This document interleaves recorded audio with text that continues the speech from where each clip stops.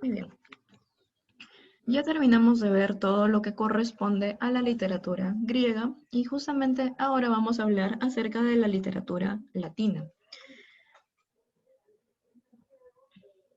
Bueno, si observan esta imagen, les preguntaría si es que ustedes reconocen a los personajes que podemos ver aquí, que son Dido y Eneas, si es que alguna vez han escuchado hablar de ellos, no sé, por casualidad alguno de ustedes.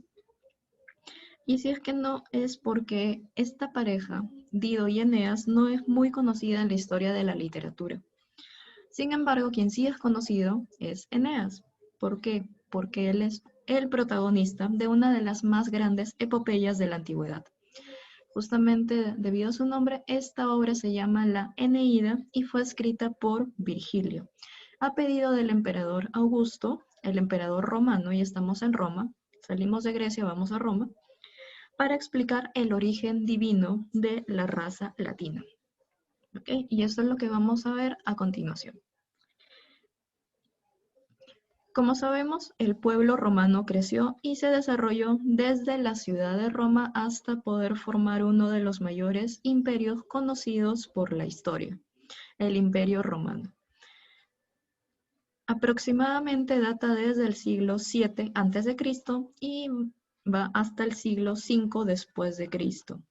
Si bien el Imperio Romano de Oriente, porque había el Imperio Romano de Occidente y de Oriente, entonces el Imperio Romano de Oriente se mantuvo activo durante 10 siglos más. Los romanos habían entrado en contacto con diversas culturas, pero ¿cuál es la que los influenció de gran manera? Fue la cultura griega. Es por eso que en sus obras destacan bastante ciertos detalles, ciertas características que fueron especiales de la literatura de Grecia. ¿Okay? Sobresale sobre todo el afán práctico y utilitario. Fue el principal vehículo de transmisión de la literatura griega. Por este entonces ya se conocía la escritura. El desarrollo de sus géneros fue muy anormal y artificial en relación a Grecia. ¿Por qué? Aquí surge primero la prosa y luego la prosa y el teatro, ¿no? En Grecia se escribía primero en verso y luego acá en Roma desarrolló el género lírico y el género épico. La lengua de expansión literaria, la lengua de expresión que tuvo fue el latín, ¿ok? A diferencia de Grecia, y esto se debe a la variación de dialectos que existía entre estos dos grandes imperios, ¿no? Estas dos grandes culturas. Ahora veamos los principales periodos de la literatura latina. La literatura latina anterior a la conquista de Grecia, porque no es que Roma no existía, cuando Grecia sí, existía pero era bastante rudimentaria y consistía en pequeñas composiciones que se le denominaba carmina. Carmina significa poemas. Estos poemas, estas carminas, se interpretaban en los actos públicos y en las ceremonias religiosas. Aún no existían los tres géneros literarios clásicos, como son el género lírico, el género épico y el género dramático. Ahora sí, en este cuadro estamos viendo los principales periodos, hablamos de la literatura latina. El periodo arcaico, periodo de formación, va desde el siglo III hasta el siglo I a.C. Como les comenté, esta producción literaria, la producción literaria romana, era muy rudimentaria. ¿Cuándo empezó a ser original? ¿Cuándo empezó a ser considerada así como literatura? Y que pasó a la historia fue a partir del siglo I a.C. Entonces, ¿qué géneros se daban más que nada en este periodo de formación? El género épico, con sus representantes Livio Andrónico, que escribió Historia, Enio escribió los Anales. Si hablamos del género dramático, tenemos a Plauto con su obra Anfitrión y otra obra más, la Aulularia. Y tenemos también a Terencio con su obra El Eunuco. Y finalmente también en este periodo tenemos un poco de historia. Quien escribió acerca de esto fue Catón en sus libros Orígenes y otra obra titulada Siete libros. Luego pasamos al periodo de oro, al periodo de perfección, que va desde el año 80 a.C. hasta el 14 después de Cristo. Aquí tenemos épocas marcadas. La primera de ellas es la época de Cicerón. Fue el periodo dominado por la figura de este gran orador. Se extendió desde la dictadura de Silas hasta el triunfo de Octavio sobre Antonio, lo cual marcó el final de las guerras civiles. Este periodo estuvo muy marcado por luchas fratricidias, o sea, entre hermanos, entre ellos se peleaban por el poder. Luego, dentro justamente de esta época de perfección de la literatura romana, tenemos la época de Augusto. En este periodo, Roma va a llegar a su máximo esplendor bajo el rendimiento de Octavio, que también se le conocía como Augusto. Se va a renovar el interés que sienten los romanos por la cultura griega clásica y se va a retornar a las antiguas tradiciones patrióticas y morales del pueblo romano. Acá se desarrolló bastante el género lírico y el género épico. El género lírico, Virgilio acá incursionó con su obra Bucólicas, también Horacio con su obra Épodos y Ovidio con su obra El arte de amar. Ya lo vamos a ver más adelante. Y bueno, en el género épico tenemos el máximo representante Virgilio con su obra La Eneida. Y finalmente, como todo imperio tiene su época de auge y su época de decadencia, ¿no? Entonces vamos a hablar de la última época, la época de decadencia imperial, que va del siglo I al siglo IV después de Cristo. Este periodo se extiende desde la muerte del emperador Augusto hasta la caída del Imperio Romano de Occidente. Los géneros que más destacan es, bueno, el género de la poesía, bueno, no este es el género narrativo, ¿no? Tenemos en la fábula a Fedro con sus 90 fábulas. También tenemos un poco de historia con Tácito, la historia y los anales. Tenemos también género narrativo, la novela con Petronio y su obra Satyricon y Apuleyo con el asno de oro. Y en la filosofía tenemos a Séneca con su obra sobre la tranquilidad del alma. No, pero aquí ya era más que nada decadencia de este imperio, no destacó mucho. Donde nos vamos a centrar es aquí, en la época de perfección, en la edad de oro romana. ¿Está bien? No sé si tienen alguna consulta.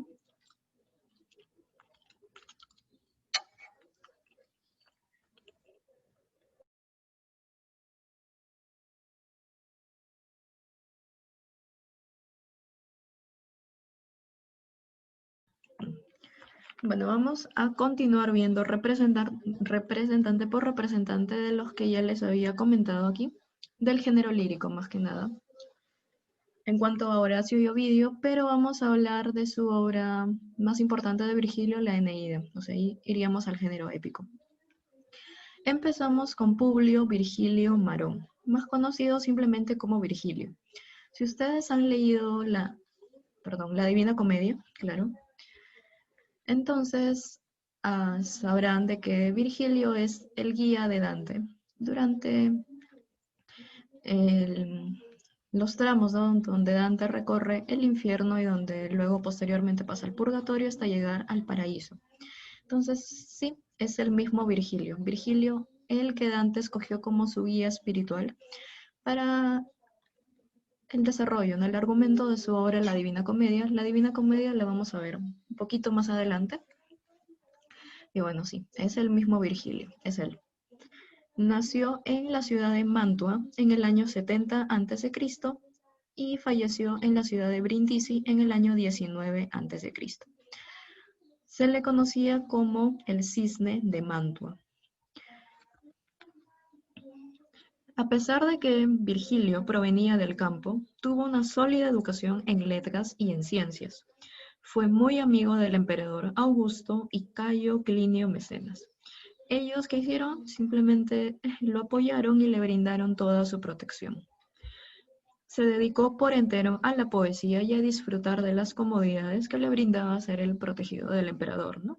Sin embargo, sintió siempre una honda nostalgia por la vida sencilla que él había tenido mientras vivía en el campo. Desde el año 29 a.C. hasta su muerte, le tomó elaborar la Eneida. Para esto viajó a Grecia para conocer los lugares en los cuales se desarrolla la obra. ¿Okay? Y debido a una insolación, él muere en Brindisi, pero fue sepultado en Nápoles. Antes de morir, Virgilio ordena de que destruyan su obra. Sin embargo, el emperador Augusto no lo permite. Y es por eso que ahora conocemos la Eneida, ¿no? Principales características de la obra de Virgilio. Realiza una descripción idealizada de la naturaleza. El principal tópico que podemos notar en sus obras es el locus amoenus, que es un lugar ameno, ¿no? Traducido del latín. Tenemos que hay bastante musicalidad en sus hexámetros. Hexámetros es el tipo de verso que utilizan para poder escribir, ¿no? Que son justamente los más acompasados que se puede ver en la literatura latina. Su poesía es muy espiritual, muy religiosa, siempre busca dejar una lección moralizadora. Podríamos decir que es casi cristiana. Realiza un cuidado muy exquisito de sus versos. Él trató siempre de pulir, de limpiar, de ceñir muy bien todas las ideas que él iba plasmando, sus ideas, y llegando justamente a expresarlos en versos de una manera casi perfecta. Y continúa con los modelos homéricos. Justamente se inspira y toma como personajes algunos de los héroes que ya hemos visto anteriormente que, o sea, que toman acción en la Ilíada, claro, y en la Odisea, ¿no? Acá vamos a ver algunos de esos personajes. Sus obras. La primera de ellas fue Bucólicas. ¿Qué son las bucólicas? Son 10 poemas pastoriles llamados églogas. Como ya hemos visto, las églogas es una especie del género lírico que se relaciona bastante con la vida en el campo, sobre cómo se vive en el campo, cómo es la vida allí. Habla sobre pastores, habla sobre las ovejas, todo lo que tenga que ver con el aspecto rural son las églogas. Y justamente Virgilio escribió estas bucólicas, son 10 poemas pastoriles que reflejan la vida campestre como un refugio de paz. Ya les había comentado que él extrañaba bastante la vida que tenía en el campo antes de pasar a vivir junto al emperador de Roma, ¿no?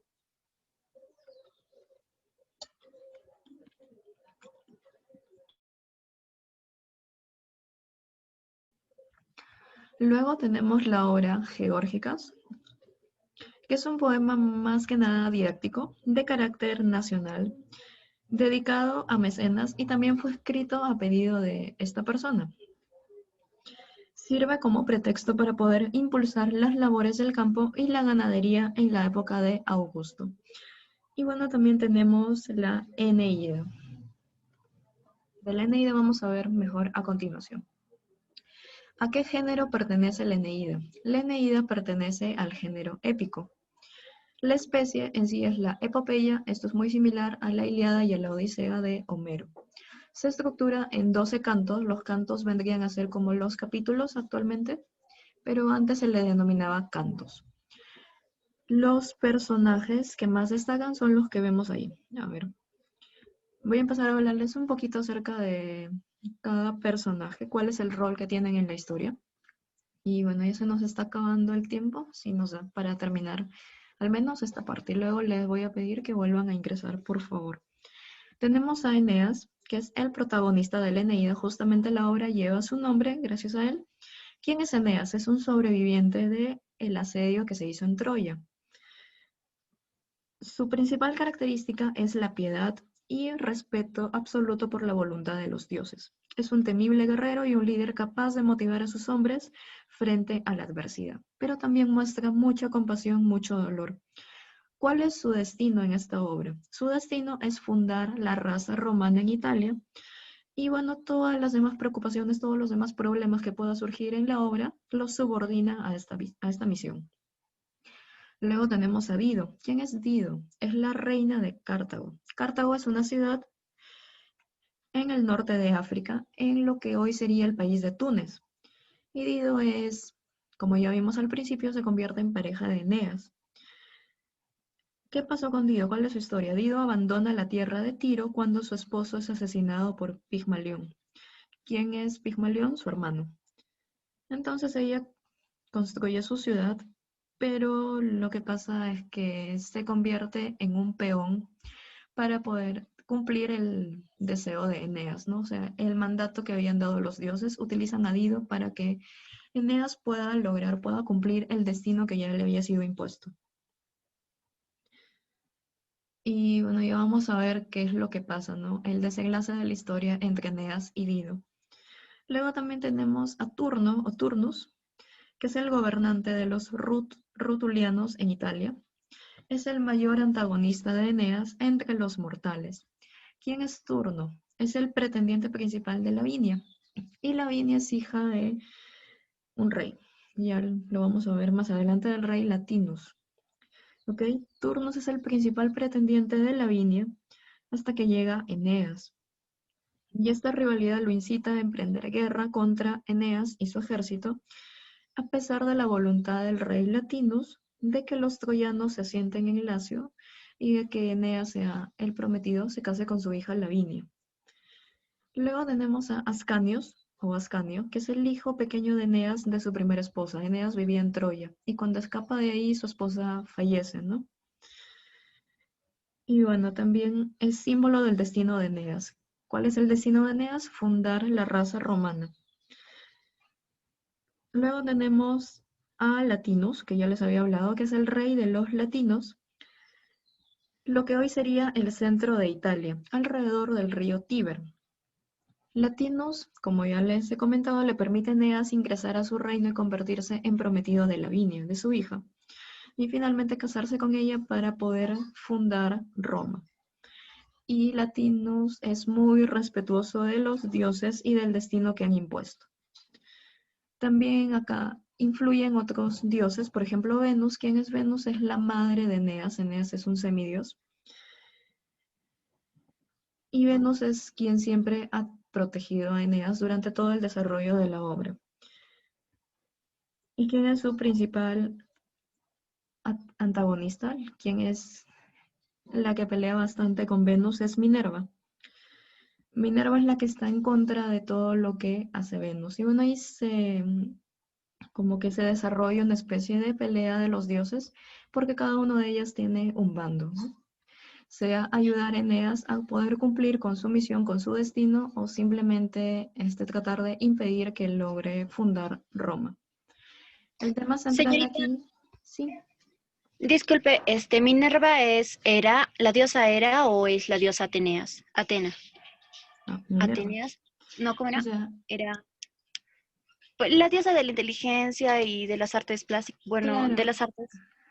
¿Es ella o la otra diosa del matrimonio y eso? lo que pasa aquí es que los romanos, al momento de acoger la cultura de Grecia, lo que hacen Tenían es también traer los dioses que tenían los griegos y cambiarle de nombre. O sea que ahora lo que se le conoce como Minerva, los griegos le conocían como Atenea. Atenea. Ah, ya, eso Claro, quería igual saber que Venus exactamente es para poder Afrodita. ya seguir. Claro, justamente ese es el Muchas cambio gracias. de nombres que hacen. Representan casi lo mismo ellos que hicieron, se inspiraron bastante en la cultura griega. Y bueno, entonces también trajeron sus dioses, los dioses del Olimpo, y los convirtieron, les cambiaron los nombres, les dejaron la misma misión, todo lo que los griegos le relacionaban a los dioses, ¿no?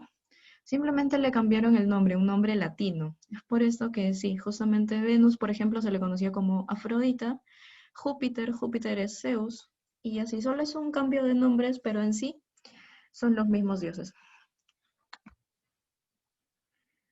Gracias por tu participación, sí, eso me había faltado explicarles, no se vayan a confundir. El tema central aquí en la Eneida es la búsqueda que hace Eneas del territorio para fundar la estirpe del troyana de la cual va a nacer Roma. O sea, como ya hemos visto aquí, a Virgilio el emperador Augusto le encarga que escriba esta obra. ¿Para qué? Para poder explicar el origen de la raza romana. Ya les contando que 11 años consagró Virgilio a elaborar este poema épico.